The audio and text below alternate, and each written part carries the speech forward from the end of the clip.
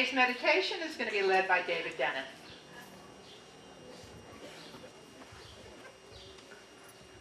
Sorry, David's sort of a hard act to follow. They were funny. Good morning, everybody. Good morning. I have a friend whose husband just died not too long ago, and she comes in this morning and I say, "How are you doing?" And she goes, "I'm filled with awe." And I said, "How is that possible?" She said, "Look at those mountains. Listen to the birds. I was driving in today, and I didn't quite get to joy, but I felt the awe." And so everybody, please sink into your seats and take a deep breath. A deep breath. And in your mind's eye, as you sit with yourself, can you find the places within yourself that are characterized by awe in this moment? And if anything comes up like I shoulda, I coulda, I wish I hadda, what's going to happen in the elections, or whatever, look what happened in the past, woe is me, if you get any of those kinds of thoughts, can you concurrently release those and weaken them by releasing them, while strengthening anything that you consider to be full of awe? Do them both. Release and build. Take another deep breath, and I'll give you a minute and a half to build the awe and release anything that gets in the way of the awe within you. Keep breathing.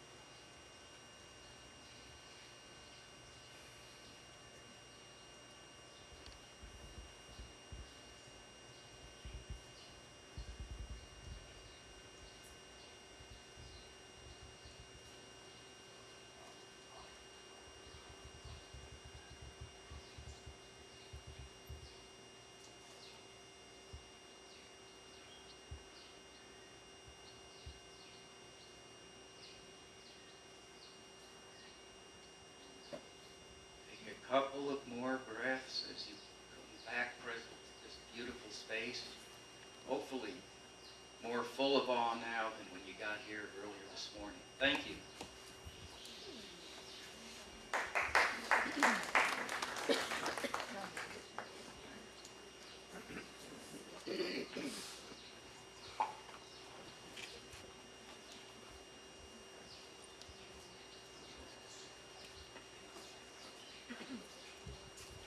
Today's presentation, Physical and Spiritual Laws Are Inseparable, presented by Victor Youcha. Victor will talk about spiritual and physical laws of the universe, touching on the laws of karma and polarity and others. These laws impact our lives whether we are aware of them or not. Understanding them can change our perspective and give us a greater freedom and choice in life. Victor is a practicing chiropractor and acupuncturist. He trained with Chinese doctors in Minnesota. He spent 10 years training to be a shaman, a medicine man, in the Lakota tradition, and participated in several hundred sweat lodge ceremonies. He became a student of Ekankar, ancient teachings pertinent for today. Shamanic training convinced him that the spiritual aspects of our lives are connected to our health and existence. Please welcome Victor Youcha.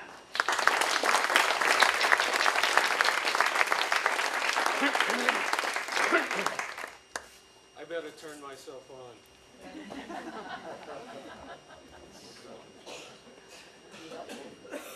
All right. Can we Hear me? Here I is. That was buckwheat. Everybody remember buckwheat? Where are you, buckwheat? Here he is. anytime I think about being someplace, it's buckwheat and me. He, I is. Well, good morning, fellow humans. Wow, there's a lot of us here. And I feel a special privilege to be here and also a special responsibility on this day, September 11th. Now 15 years since another September 11th, in which we saw the world doing what it always does, changing, which is one of the spiritual laws we'll touch today, the law of change. Nothing stays the same.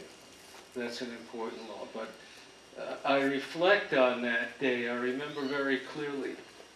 I was laying in bed and I was listening to National Public Radio. And then I heard that a plane had crashed into the World Trade Center. And I got up and went downstairs, turned on CNN, and saw the other plane crash into the World Trade Center. It has to make you stop and think, where are we?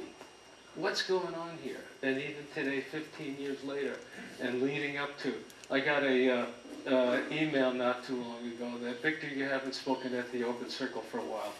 Why don't you come back and give us a talk? And here's the choices of days. Today is one of them. And my inner said, do it.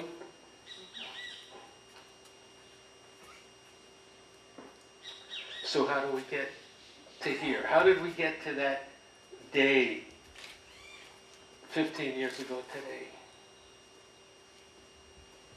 Everything fits into the plan of spiritual law. Our karma, our collective karma, brought us to 9/11, 2001.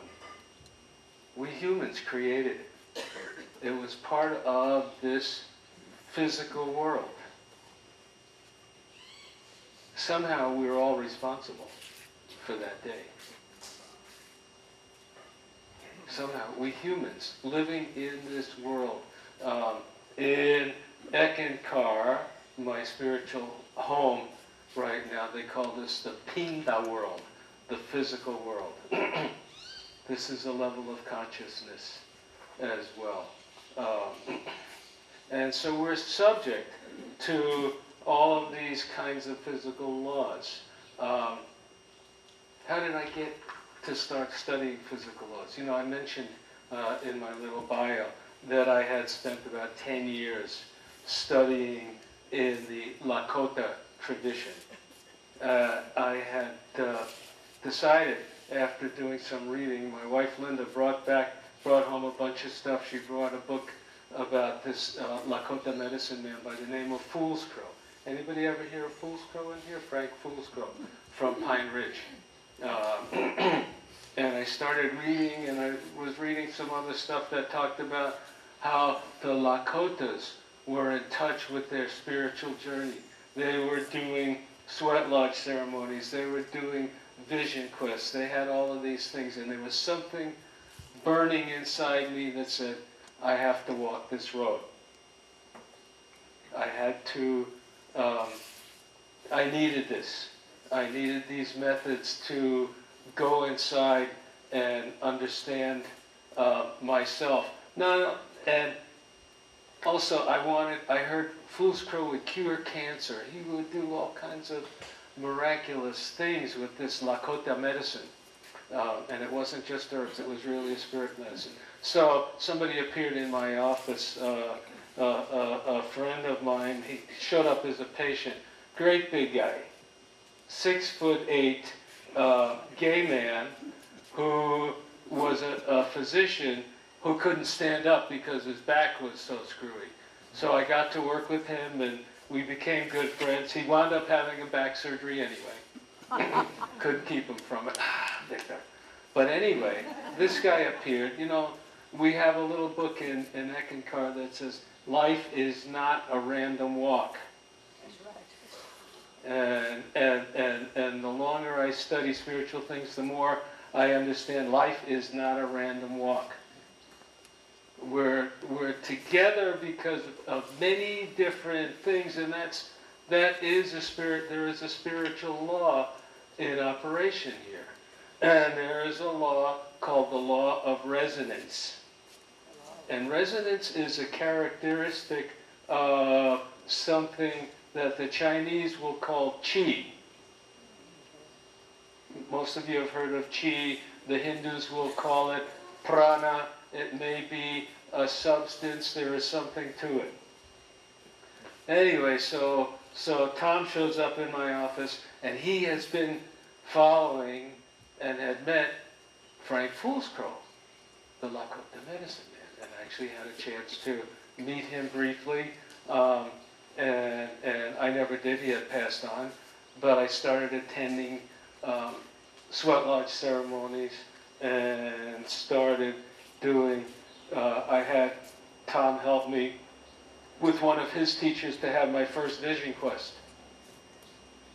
And I started to understand this culture, the Lakota culture. And the Lakota, in that culture, basically, they spiritualize everything. Everything in the viewpoint of the Lakotas, every place you put your feet is sacred. This is sacred earth. Wherever you are is sacred. That was pretty good to me. It really rang, I said, yes, I agree. I'm there, and I resonated with that. That was an important teaching for me. I hadn't thought much about that specifically. As a teenager, I started to understand that during a dream in which the whole world was wiped out, right, like a nuclear explosion, that I continued to exist. I was okay. I had this dream that there was a Holocaust, and yet I continued. And that was a thing that I would say it gave me a bit of comfort. And I started to learn then even to listen to my inner. I was a little bit different and a little bit weird. And I wasn't a jock. I wasn't in crowd. I roller skated, right? Now, and I was a Boy Scout. How many, that's not the in crowd, folks. My friends were the band kids. And I'm still in touch with some of the band kids. But, so I got to this point and I learned, then I started to understand why the Lakotas did these ceremonies too. Why did we have a vision quest? It was to understand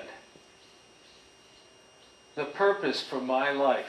Now this is a culture, okay, it's not, we would say, okay, we're going to put you in the outback and you're going to have your walkabout and become a man, a rite of passage.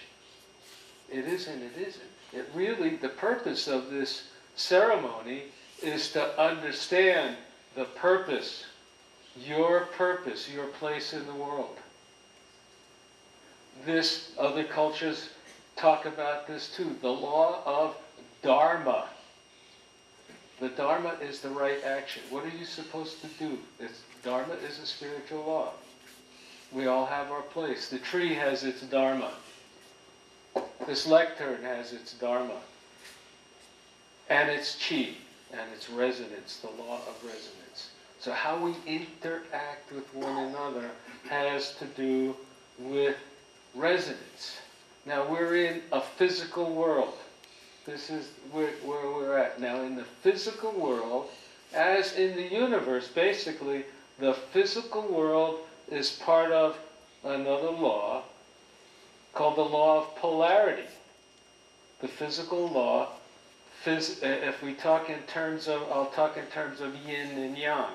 And I guess one of my great teachers about yin and yang is from actually a book called The Web That Has No Weaver by Ted Kapchuk, and it's on understanding Chinese medicine. And in my journey in Chinese medicine, this was an important textbook. And I would say that along with trying to understand the law of karma, the law of yin and yang, has been a source of endless study, and I'm still learning more about it, especially as it pertains to our bodies. We have yin functions and yang functions. And within yin there is yang. Within yang there is yin. You've all seen that symbol, right? Everybody calls it the yin-yang, right? With the dark side and the bright side, and there's a little dot in each one of the opposite color. Within yin there is yang. Within yang there is yin. Yin and yang mutually create one another continuously, especially in the physical world and in your body. So rest then results in activity, and activity creates the need for rest, and so on. So you have yin. Yin is cooling. Okay, yin is dark. Yin is deep inside. Yang is on the surface. These are physical laws. Yin and yang together, and the polarity together comes together as the one. The one. Okay, now the one is really a big thing. Really big stuff. The one. Really big. Okay, I call myself now in this world studying the teachings of Ek. Ek is the Sanskrit word for one. That's almost like a third being that comes out of the balance between the yin and yang. We have the physical world, and then we have the other worlds that become less and less material. So soul is at the other end. So soul, the law of soul, the law of spirit. I'll explain the viewpoint a little bit of soul. It's also, you don't have them. You are them. You soul has a body. The physical manifestation that we need to live in this very negative, coarse, energetic physical world. It's also called the soul body, the Atma Sarup, in several of the languages originating in Sanskrit. What is soul? What are you? What is you? I is. Or I am that I am. Or is you is, or is you ain't. See, that's, all right, who sang that song? Which one? Is you is, or is you ain't my baby. I was fatter at one time, and I do these chiropractic adjustments up against the wall, and it always makes me think of that song because it's Fats Waller. Okay? And that's a Fats Waller to it, and I'm kind of a jazz fiend. Anyway, so is you is, or is you ain't. So soul is a unit of awareness, like the camera eyes of perception. It has the ability to see and move. It can see outward and it can see inward. In the inward nature of soul, it is omnipresent. You are omnipresent, omnipotent, omniscient, powerful, and all-knowing. This is what soul is. What is soul? Where does soul come from? It's a spark of the love and light that God is. The light and sound that God is. And so here we are in this physical world with this polarity, and I don't think any of us would be here to listen to this talk if we didn't have some curiosity, some urge. It's beyond. It's indistinguishable, inextinguishable. That's the word I want. Maybe indistinguishable too, but urge to come to know ourselves as soul. What are we here for? Why do I walk on this planet? And now most of us are pretty much beyond the first half. We're pretty well into the second half, and we know that this stuff isn't going to be here too much longer. In the blink of existence, we're a flash in the pan. We're a grain of sand. But we're soul. And we come from this source that we understand in Ekankar as to be the sea of endless love and mercy. This is where God resides. What is God? Well, we can't really ever wrap our mental brains around it, but the journey is always returning towards this sea of endless love and mercy, where soul, you still remain as your individual self. So, there's two ways to go at this as a discussion. One is through measuring and in science, right? We have the physicists. We have Einstein trying to look at the unifying field theory. We have a scientific physical approach. And then the mystics also have made a lot of the same discoveries over centuries, over centuries, over centuries. So there are laws then that exist that we are looking to understand. Does anybody recognize this? Somebody here does. This is the Hebrew word. Okay? This is a Hebrew word with Hebrew letters. Yod-He, Vav-He. You've heard that. It's been pronounced as Yahweh, Yahweh, Yehovah. There's not always an agreement, but it actually represents. These letters actually come from an acronym which stands for the eternal, that which is, was, and always will be. What else can you describe God as? Who describes God? God is love, God is light. In the beginning was the Word was with God, and the Word was God. Anything else? Pretty much it. Okay.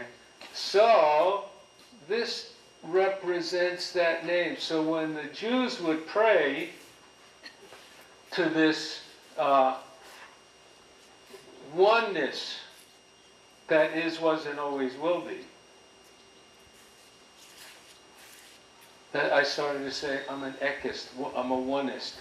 Well, the prayer that Christ said every day of his life, being a devout Jew, was this prayer, Hear, O Israel, the Lord our God, the Lord is one. The word one is echad in Hebrew. Guess where, if you study the roots of languages, the Indo-European languages have as their root Sanskrit. Echad and ek are the same word. The ancient early Jews were praying to this ek, but I'm going to share a little secret. This is actually a spiritual law, the law of Hugh. Now, I recently learned through several different sources, reading some writing of a rabbi who's very immersed in the Jewish mystical tradition called Kabbalah. And I just attended a seminar on Kabbalah in just a brief workshop, and about how Jews in prayer would never say, well, there's one name that they use a couple of names for God. You know, the names of God are limitless. The Lakotas, God is the Great Spirit. Wakan Tanka. To the Ojibways, God is the Great Spirit. Yichimanidu. And then we have God, and we have Allah, and I don't know, who knows any other names for this? Elohim, the Jews would use.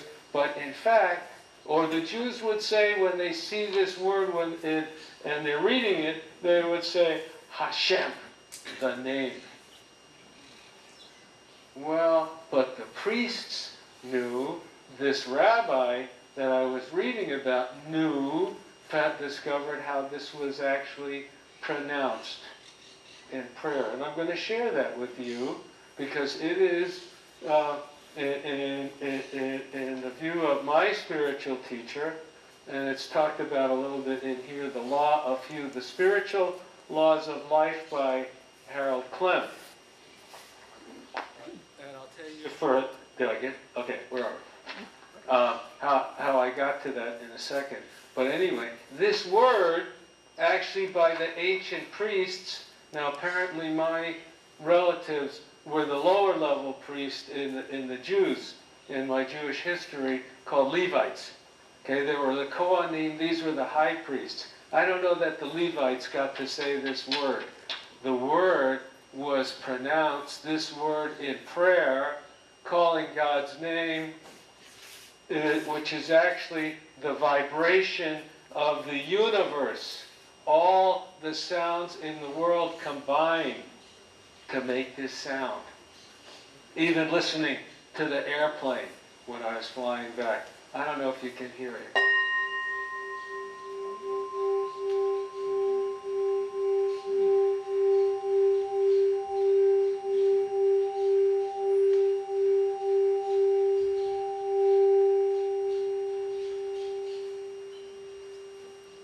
Everything vibrates.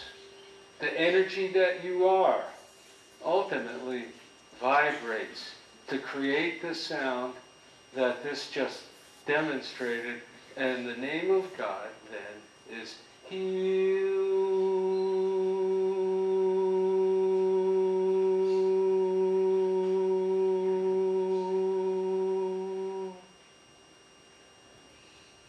This was pronounced in prayer, in contemplation, to tune you as soul to what you really are, to get the brain out of the way, to look, we gaze into our third eye or into the crown chakra. In the Jewish mystical tradition, the crown is Keter. Keter. Some of you who have studied that understand that. And so ultimately, we go back to this, yet we retain our individuality. The law of Hugh. And I will suggest to you that there is no better spiritual exercise than to use this. I share Hugh with you when you are stressed, when you are ill, when you are happy, when you are grateful. If you put a little, think about what you love in your life and let yourself love, feel the love that you have, and then sing Hugh, it will serve you.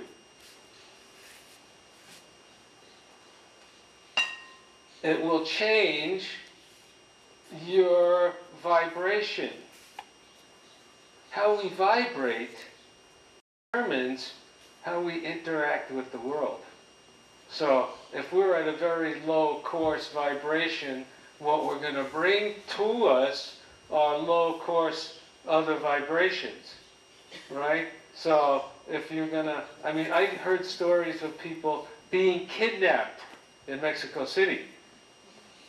And having been kidnapped, and what they did with their kidnappers was share Hugh. Ekis in Mexico City. They sang Hugh, they shared Hugh, and they were released unharmed. Wow. If we change our vibration to a place of love, love is a vibration in your body. So the law of resonance, how we resonate and how we interact. And I'm being very simplistic. We can go and look at how everything, we all understand that everything is energy. And this energy is light, and energy is information. And that's what we are. Beings of light and sound and energy. So this ek then is, or the chi maybe, I'm not, I'm trying to reconcile this in my own viewpoint. I need to contemplate a little bit more on this. Is the chi the ek? Yes and no, because chi also powers everything, and we are powered by ek that emanates from the sea of endless love and mercy, that which God is. Where is it? Well, we want to try and reach it on our inner, but it's probably every place in terms of the different planes of existence. So, coming back to 9/11 and karma, I want to leave you with something to contemplate on. Karma. The law of karma. Now, the Lakotas didn't break it down very much. Okay? They would always, in the circle and in the sweat lodge, would say, what goes around comes around. Okay, I think it's a little bit deeper than that. Don't you love the sound of this?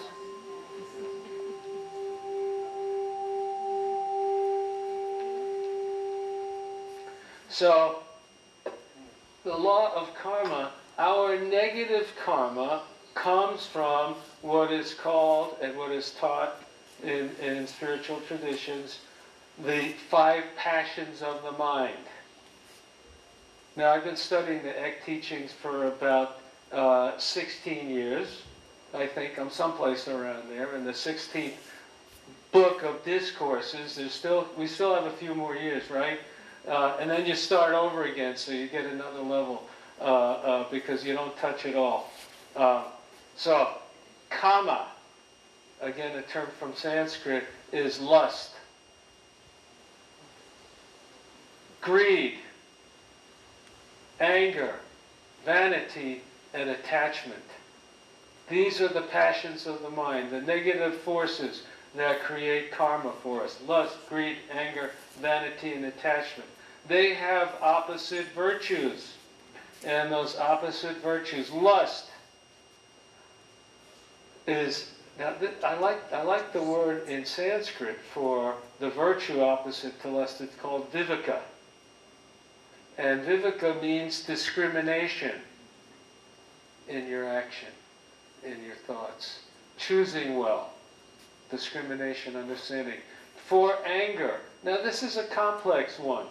Okay? It's forgiveness and understanding. And what I think, when we in the physical world, no matter how saintly we are, will always deal with these 5 passions of the mind. You cannot escape them as long as you have a body, as long as you are on this physical plane. When we move out of these bodies and go to the more heavenly planes, beyond soul, beyond the soul plane, we have the physical, we have the astral, we have bodies in the causal, mental, and ethereal planes. Then we have this soul body. Then we exist, we will say, in the inner worlds. Soul has two viewpoints. One outwardly to the coarse physical world, but the finer worlds, the inner worlds, are the worlds of pure spirit. Soul has 2 viewpoints. And so, in this idea of anger, part of what created 9/11, it's part of our karmic journey. Whose anger? Everybody's. Right? The Arab guys are mad at us. Or we don't even know really where it came from. You got all kinds of conspiracy theories for 9/11. So anger, forgiveness, but I think when we have understanding cures anger much better than forgiveness, in my viewpoint. Something to contemplate. Okay. So if you want to contemplate, sing you a few times and then think about it. And the answers, remember I said that soul was omniscient, omnipotent, all-knowing. The answers are in you. The inner master, the inner teacher is in you, is always connected to you if you listen. Okay, so then you have greed. Well, greed, boy, big one these days, huh? Okay. Well, the opposite virtue is contentment. To me, one of the greatest prayers, and I struggle with it a little bit myself. May you always have enough. And know when you have enough. Lo suficiente. I like that word in Spanish, sufficient. I have enough. Lo suficiente. So that's the opposite value of greed. Vanity and humility. Now, vanity, I think, can be the toughest one for most of us. Our pride gets hurt, or we struggle with this. I mean, I know I do. And then, so the opposite value is humility. But even too much humility is vanity. Think about that one. Struggle with that one, my friends. My fellow humans. Humans. The name of God. Anyway, the last one, and the true spiritual masters have actually mastered this one. In Buddhism and certainly in Ek, we call the Ek masters the Vairagi masters. Vairag means detachment. So the other passion of the mind that creates negative karma is attachment. That's it. That, since I woke up in Ekankar 16 years ago, has been a big one to understand. You hear about it in the Buddhist traditions as well. Attachment, detachment, detachment. That's the highest value. So you ongoingly try to understand that. So understand, karma is the big one. Karma is the big one that we pretty much have to figure out how to get away from. How do you stop creating negative karma when you do what you do in this physical world? Well, on some levels, in Ekankar, what they teach is you need your spiritual teacher. Now, the spiritual teacher, what the spiritual teacher exists for is, aside from teaching you, gives you a little gift that you can connect with, because what we call that the inner master. And that's like listening to and so your master is connected to your inner master, that is connected to soul, that's connected to God, and is a sort of interesting to try and understand. So, and especially interesting to try and get the mind to shut up, quiet down and just listen. We talk about prayer, for example. Now, the simplest non-directive prayer is, what's that saying? Thy will be done. Thy will be done. Otherwise, we're talking God's ears off, or our own ears off. Give me this, give me that, cure this, fix that. That's...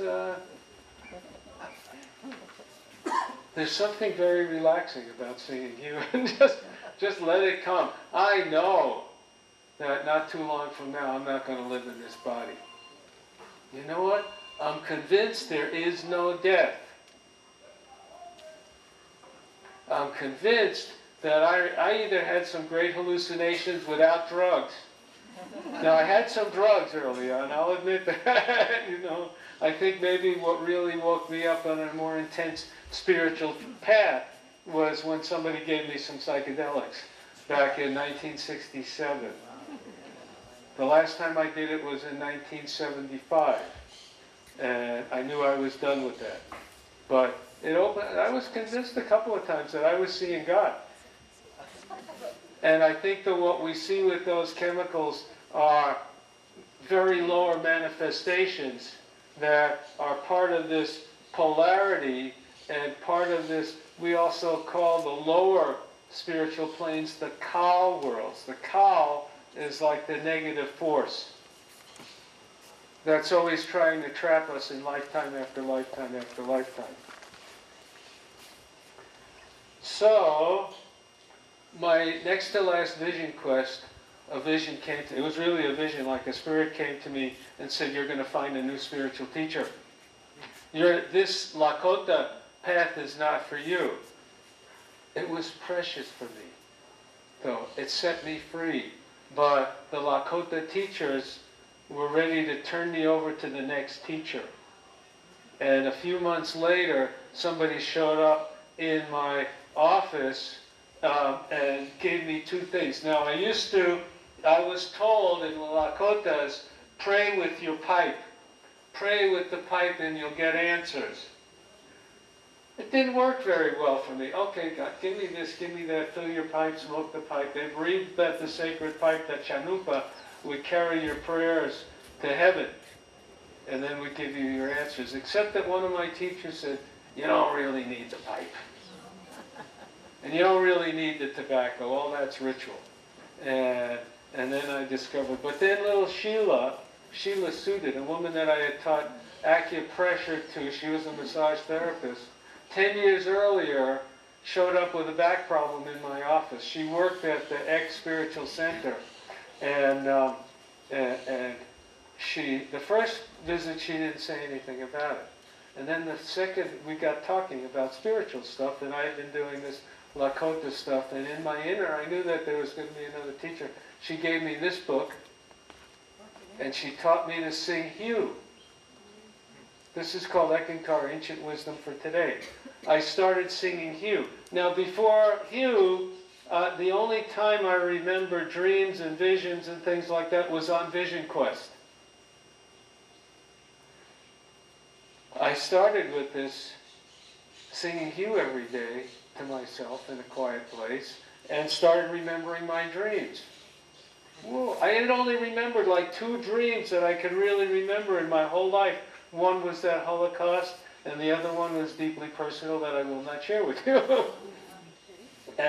But then I started remembering dreams, and things just started to feel different. So once again, I send as a gift from my spiritual teacher to you. I can't guarantee for you that it's going to do what it's done for me, but there was a commercial that I grew up with in New York. Try it, you'll like it. I don't even remember what the commercial was, except that's one of those earworms sticks in your head. So the answers are in you ultimately. So you have a question. Even if you forgot where you hid the power cable to your computer or whatever, when we go away here, it's really tough. If we really depend on this brain mind that we have, right, we lose it. But there is a way to find the answers by doing the simple spiritual exercises to ask the question, sing you for a little bit, sit quietly, and very often the answer will come to you. Because you're coming to soul. That soul, that you are soul. Omniscient, omnipotent, a spark of the love and light that God is. Hey.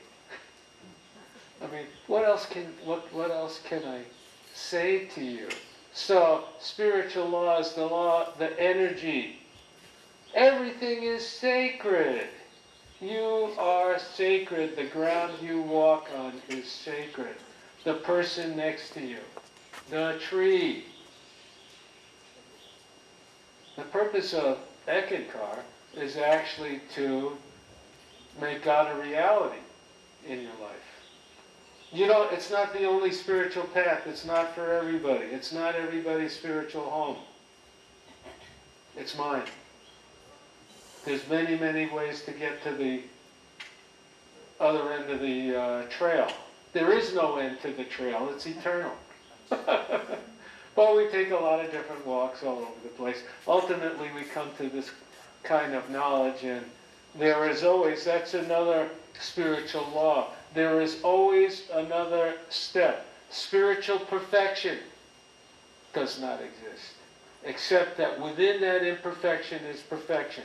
So God created this world and created us to take another step, even in the worlds beyond here. In the Jewish tradition, in the mystical tradition, and even the not-so-mystical tradition, God created an imperfect world so we can always take another step, so we can do something to help perfect it. The term is called tikkun olam, right? Some of you have heard that. Tikkun olam. Constant state of stepping towards closer, but never quite getting to perfection, except seeing within that lack of perfection that it is perfect. Okay, I'm done.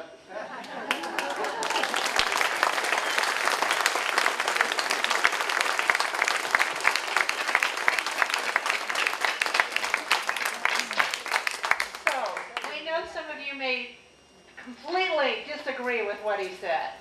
What we want right now, though, is to find out more of what he knows. So if you can ask questions, that would be fabulous, and then we can learn even more of his wisdom and knowledge. So if you would raise your hand, a mic, there's a whole bunch. Mics will be brought to you. Stand up, hold the mic very close, and ask your question. Thank you. What I really want to say is that all the wisdom and knowledge is in you. Okay? Thank you for a wonderful presentation. I knew nothing about Ekankar until I read something this morning, and yet I've studied religion. It's been my profession, if you will. There was absolutely nothing new that you said to me. So my question is, given all these spiritual laws, which I've heard about and read about from other sources, is there anything really unique about Ekankar except that it's a westernized version of a compilation of many spiritual laws, which are very valid? I'm certainly not disagreeing with that. What's new? What's different about it? Well, you're right. It's a westernized version of what has always been, the Ek has always existed. So it is a vehicle for modern times to disseminate the possibility of teaching you the spiritual exercises, to help you to find the way in your own journey. That I understand as being a member of being a student of my spiritual teacher, that is part of my path, is to share that with you, and as well as some of our fellow Ekists. And by the way, for a short commercial, we're going to have a couple of classes and workshops, and there are circulars in the back over there about some upcoming, if you're interested in studying a little bit more, or hearing a little bit more, learning some methods. Let's take some more questions. But it's very old and new. Mechanism talk.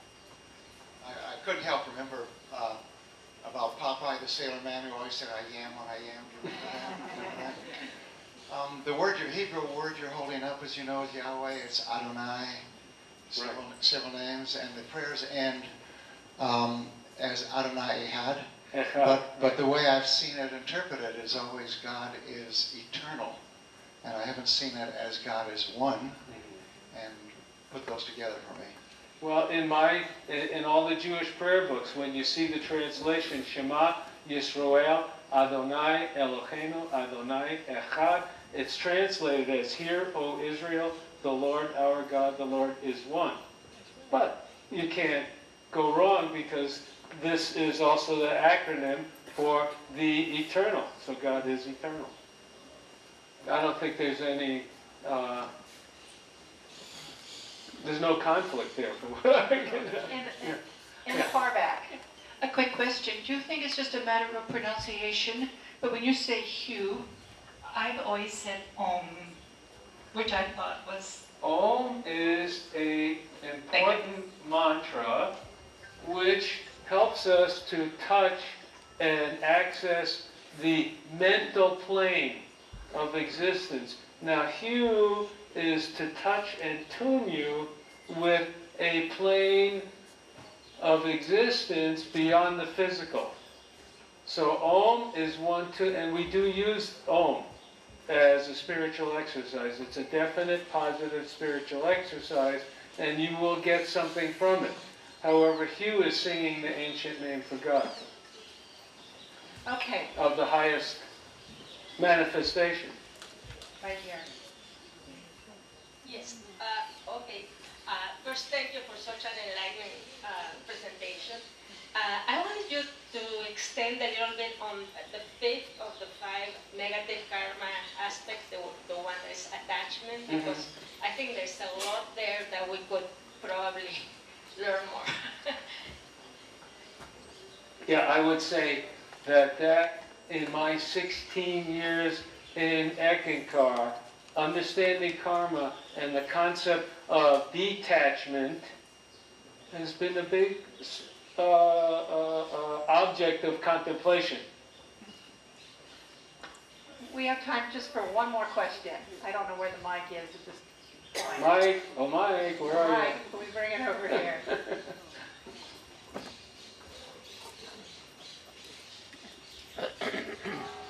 Hello.